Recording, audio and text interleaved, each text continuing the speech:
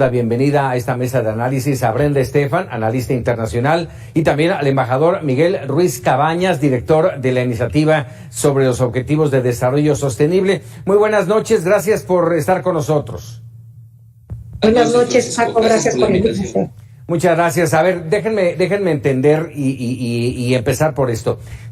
Fue una jornada de cumbres bilaterales, de reunión, la cumbre de los líderes, que llevó un poco más de 2 horas, una reunión intensa.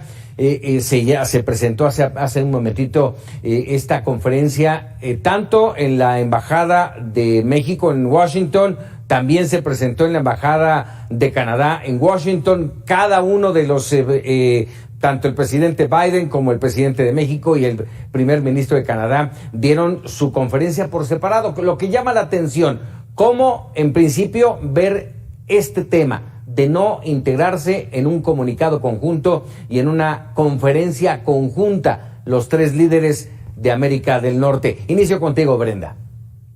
Bueno, sí hay un comunicado conjunto, si bien como mencionas atinadamente no hay una rueda de prensa, sí hay un comunicado conjunto que es muy vasto en mencionar cuáles fueron los acuerdos de la jornada del día de hoy. Parece muy interesante que después de 5 años los líderes de la región vuelvan a reunirse. Es afortunado realmente que esto suceda, sobre todo porque más allá de los beneficios evidentes de que socios comerciales y vecinos mantengan un diálogo al más alto nivel, pues también hay que entender que en estos 5 años el mundo ha cambiado de manera abrupta y Norteamérica necesita redefinir objetivos y metas en este nuevo mundo que vive en pandemia, que esta pandemia ha generado una crisis económica que a su vez ha traído disrupciones en las cadenas de proveeduría a nivel global y que desde luego es de la mayor importancia que los 3 países tomen acuerdos al más alto nivel, y estas reuniones funcionan más allá del trabajo técnico entre los equipos como un banderazo de salida desde el nivel presidencial para dar la instrucción de acelerar estos trabajos de cooperación que de acuerdo al comunicado pues son muy amplios. Se habla de cambio climático, se insertan temas como la pandemia, tanto la de opioides, muertes por sobredosis en América del Norte, particularmente en Estados Unidos y Canadá, como el tráfico de armas ligeras hacia México. Me parece que se adopta la relación con pragmatismo y se recurre al método clásico de la negociación, que es buscar aquellos temas en los que estamos de acuerdo. Partir, digamos, de las coincidencias de la región para trabajar en ellas y por el momento dejar al lado las diferencias como el tema energético, el tema ideológico respecto a Nicaragua, Venezuela, etcétera. A ver, eso fue esta declaración conjunta, una hoja de ruta prácticamente de entregables que deben de cumplir en determinado tiempo, Miguel, pero aquí me gustaría conocer cuál es tu punto de vista, cuál es el tema más importante, ¿cuál fue la nota? Déjame decirlo así. Pues mira, yo creo que la nota es la reunión misma, que después de 5 años, Paco, se hayan vuelto a reunir los líderes de América del Norte. Desafortunadamente hubo un impasse de 4 años durante el mandato del presidente Donald Trump, y ahora se reinicia esto. Yo sí hubiera preferido que hubiera habido una reunión, una conferencia de prensa conjunta de los 3 líderes para mandar ese mensaje de unidad, ese mensaje, no solo de unidad, de propósito común y de optimismo. El mundo después de 2 años de pandemia, pues hay una crisis digamos, de optimismo, hay un déficit. Entonces, creo que hubiera sido mejor tener esta conferencia conjunta. Ignoro la razón por la que se decidió no hacerlo. Se ve que las cancillerías hicieron su trabajo, los 3 metieron en el comunicado los temas de importancia para cada uno de los 3 países, pero en ese sentido me parece que se quedó un poco corta. No hay que tampoco exagerarlo. Las bases de la relación norteamericana hay que buscarlas en ese comunicado y en otras cosas que están, digamos, en el ambiente. Sí se pueden construir cosas, hay cosas que evidentemente los 3 países comprenden que es de la unión económica, pues van a ser la fuerza para competir frente a otras regiones. Y eso hay que alimentarlo. 2, creo que hay conciencia de que las políticas públicas, tarde o temprano, en los temas fundamentales, sí se tendrán que revisar la reforma energética o revisar el programa en Estados Unidos del Buy American, que es un programa totalmente proteccionista que ni Canadá ni México podemos aceptar, pues tendrá que hacerse. No por un idealismo, es el pragmatismo más grande que hay. Es cómo competir como región frente al resto del mundo.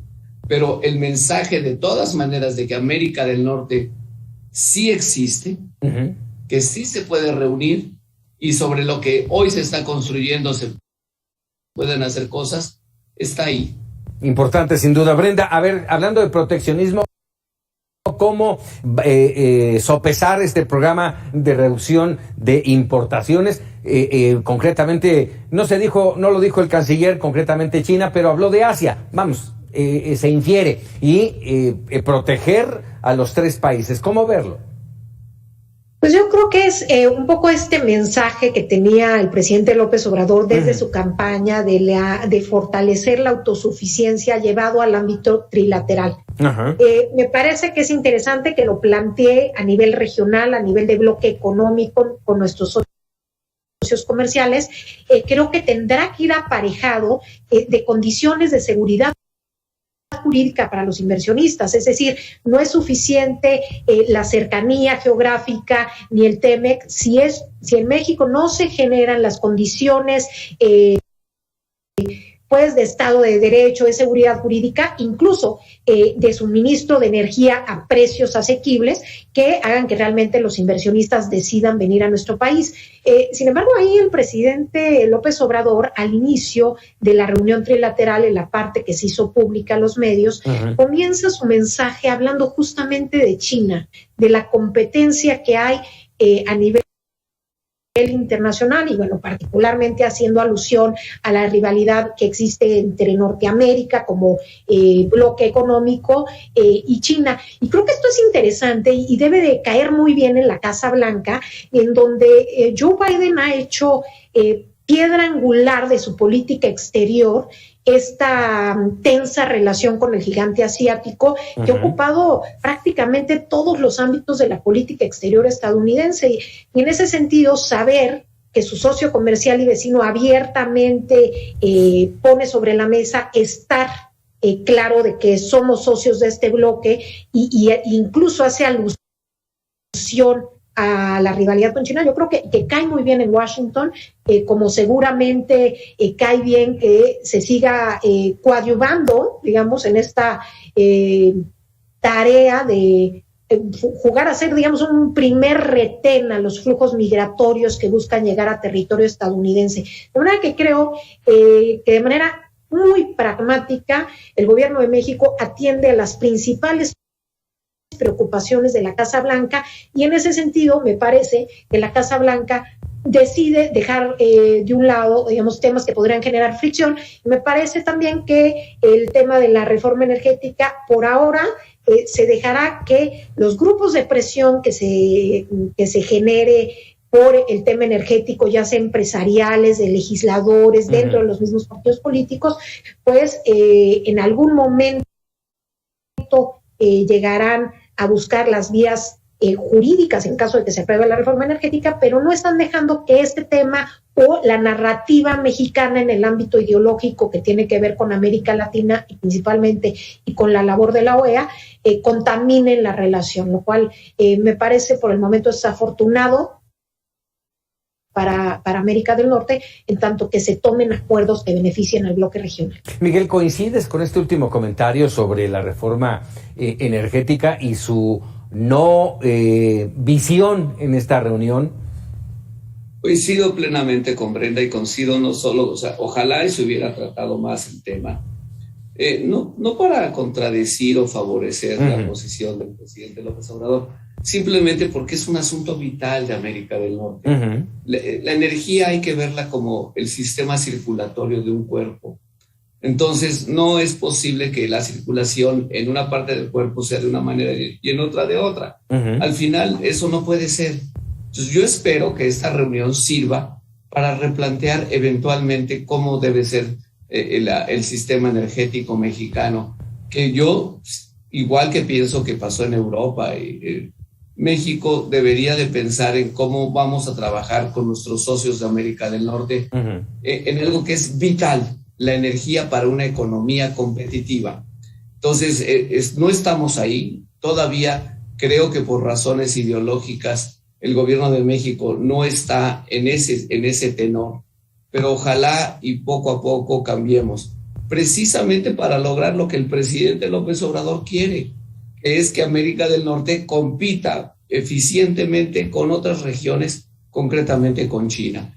Pues para eso es necesario tener la mejor política económica interna y la mejor política energética, que hoy por hoy no se están dando, y eso es muy importante que cambie. Hay que darle certeza jurídica a las inversiones, hay que reforzar el Estado de Derecho, hay que tener toda una política de atracción de inversión productiva, eficiente, moderna, que ayude a lanzar nuestra economía hacia adelante, junto con las economías de Estados Unidos y Canadá.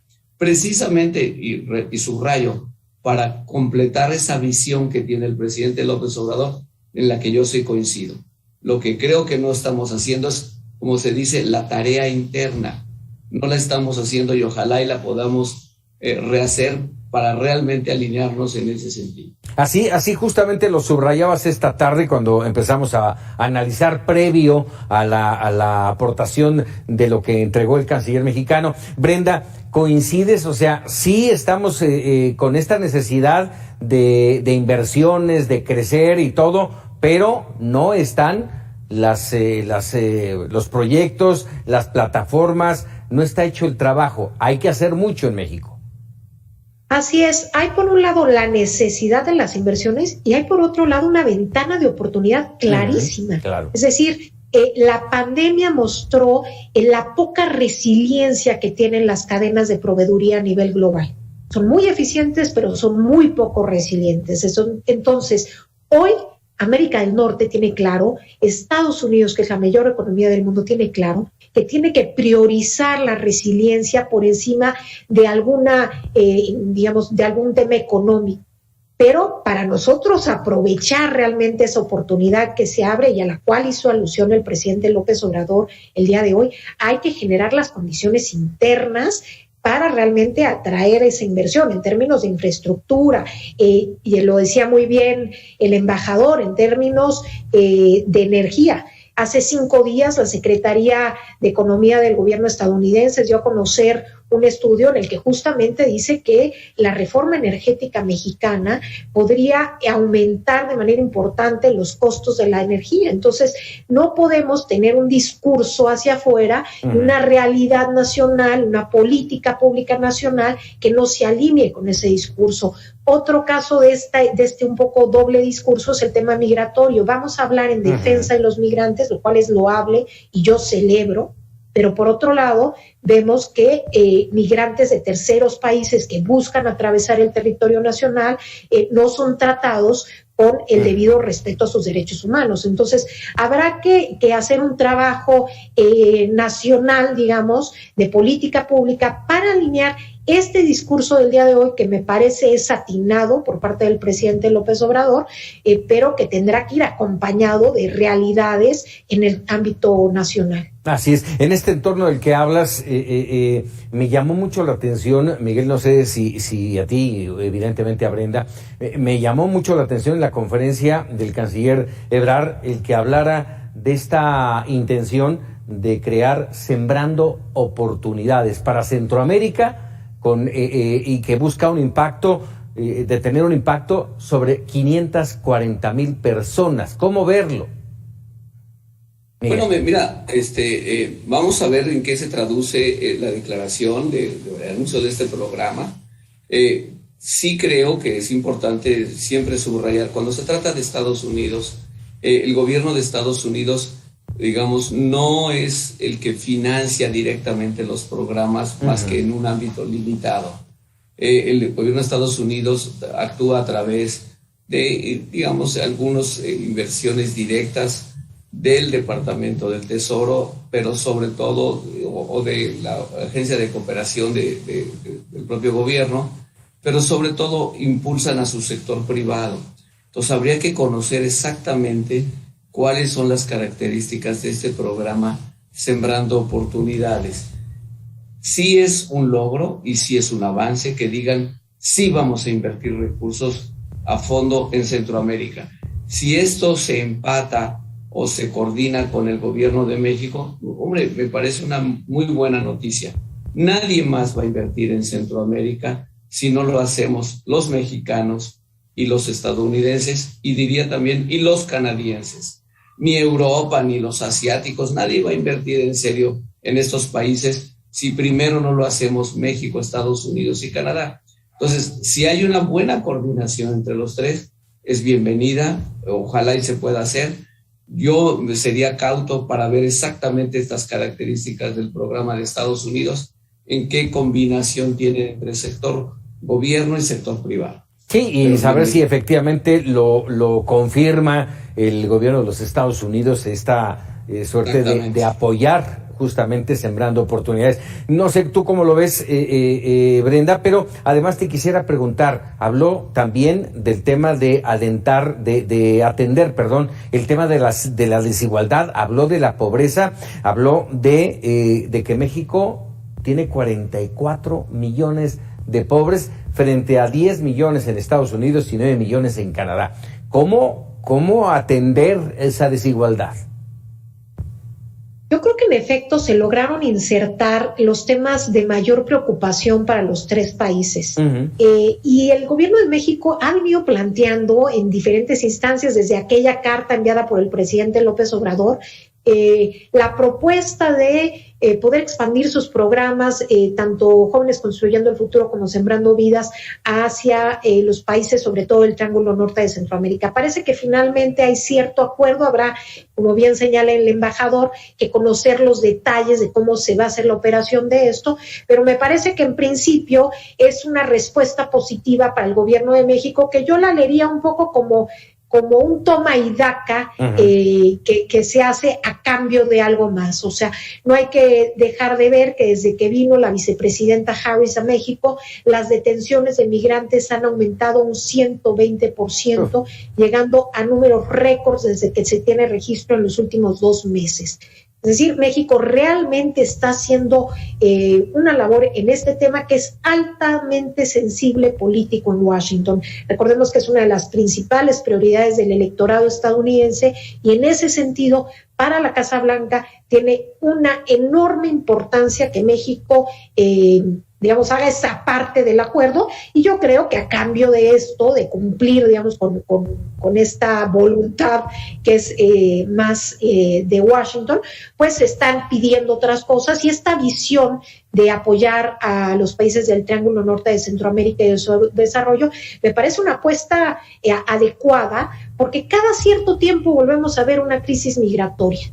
Cada año, 2 años, primero los niños migrantes, después los haitianos, después vuelve a incrementar la migración desde México. En fin, digamos que son crisis recurrentes y tenemos que dejarlo de atender nada más como un tema urgente e ir a las causas profundas.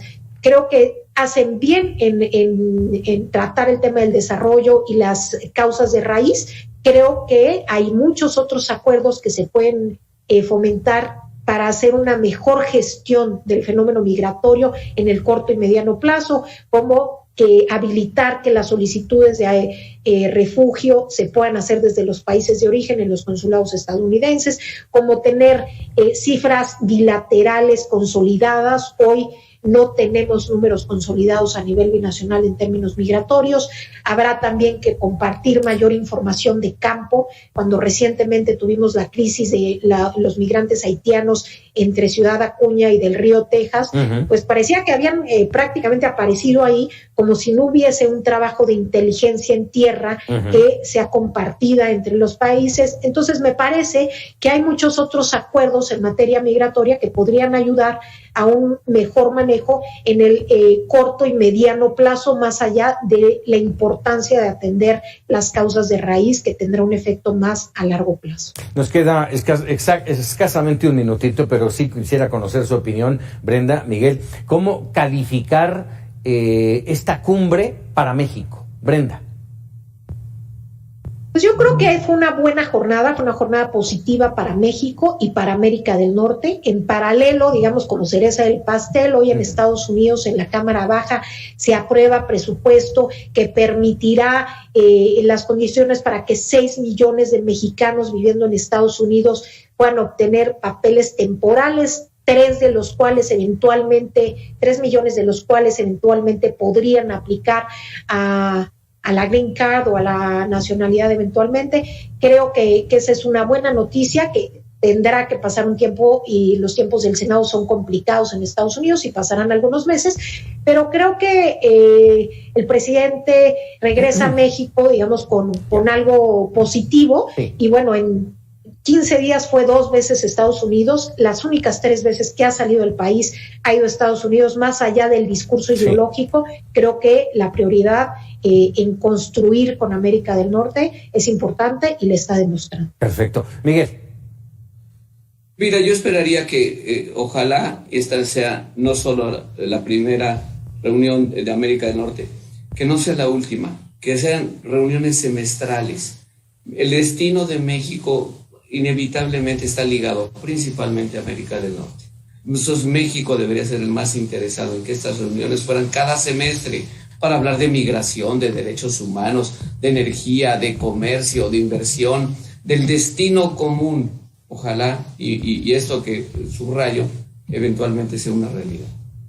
Brenda Estefan, analista internacional, embajador Miguel Ruiz Cabañas, director de la iniciativa sobre los objetivos de desarrollo sostenible del TEC de Monterrey, agradecido de estos minutos para Mega Noticias.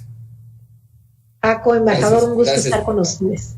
Mucho gusto saludarte, Brenda. Muchísimas gracias. Buenas noches. Nosotros hacemos una pausa.